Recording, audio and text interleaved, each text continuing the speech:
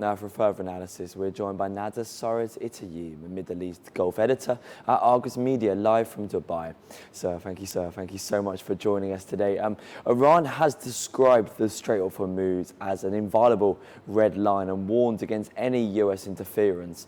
From a Gulf perspective, how serious is the current situation in this waterway? Thanks, Tom. I think it is serious in that Iran, it's showing with every single passing day that control over the Strait of Hormuz is really not something that it's willing to give up. I think Iran feels it was attacked, without reason. It pulled out its trump card, the Strait of Hormuz, and now it realizes just how critical that card is. It's not going to let it go without a fight. That naturally is going to have knock-on effects for the Gulf countries that really heavily depend on the Strait of Hormuz to get their exports out. On one level, you have the matter of the tolls, which is something that Iran said it wants to charge all the vessels that go to and from the Strait, the Middle East Gulf. Several Gulf countries have already come out strongly against that and said that they refuse to even consider it. Then there's the matter of control. No Gulf country would want to have one of its most kind of important lifelines to the global economy in the hands of a third party, and then a third party essentially with whom relations have been pretty rocky typically. So in principle, this is not a good state of affairs for the Gulf countries. And this is why essentially we're hearing so much about all these plans recently about these Gulf countries sort of reducing or further reducing their dependence on the Strait of Hormuz through building of pipelines and other initiatives. And Nada, we're already seeing military activity and threats around the Strait. How is this affecting commercial shipping, insurance costs, and confidence in the global energy markets? Yeah.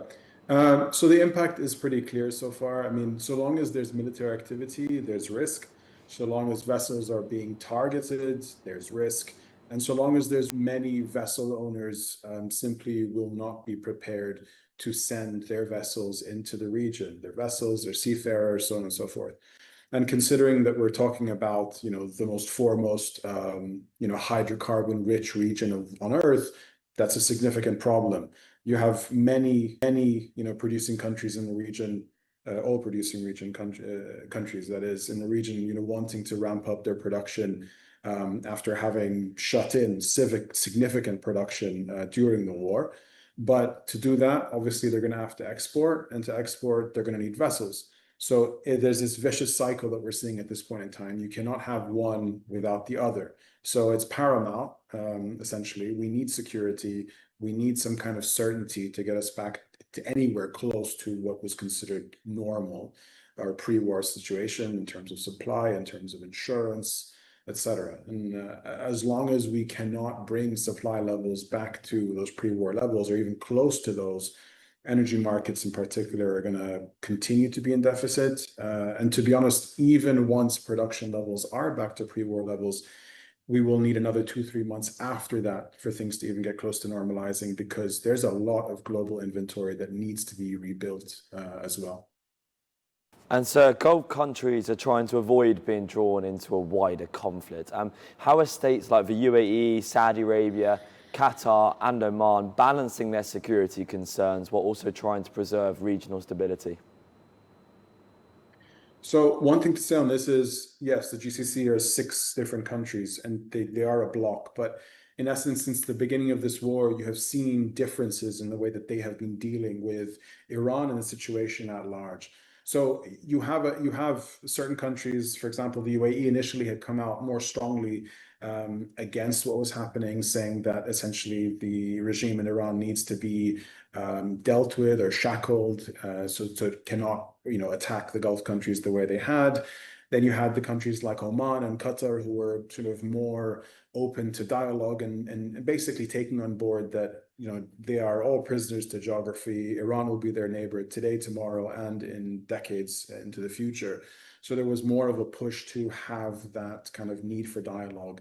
Obviously, with time, those feelings have changed somewhat. Today, you have a situation where Kuwait and Bahrain are being hit almost daily. So each of these countries are trying to, I think diplomacy obviously is at the front of their minds, at the forefront of their minds. And several of these countries are trying to get movement on that front. But ultimately, we need to have space for diplomacy. And as far as we see the US and Iran at this point are not willing to step back from the brink just yet. You have two countries who feel that they are, quote unquote, winning. So they feel that they have nothing to lose. They just want to essentially push the other side as far as they can. And what we're seeing now with the exchange of fire is essentially negotiation through power.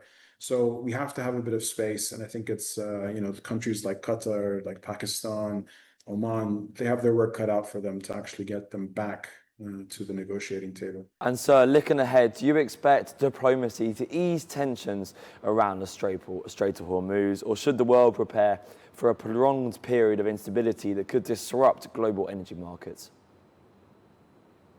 Yeah, so as I said, it's. I wish I could say, diplomacy and de-escalation are just around the corner.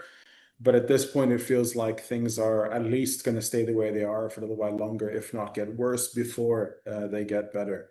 As I mentioned, the issue is that neither side has kind of landed that sort of knockout blow, so to speak, for the other side to feel that they have to come and negotiate and basically concede and give concessions. So we have two sides which are sticking to their guns, no pun intended, and they essentially find that point where there can be a bit of a break of the deadlock. We thought we had that with the MOU that was signed, but unfortunately, the MOU was incredibly vague.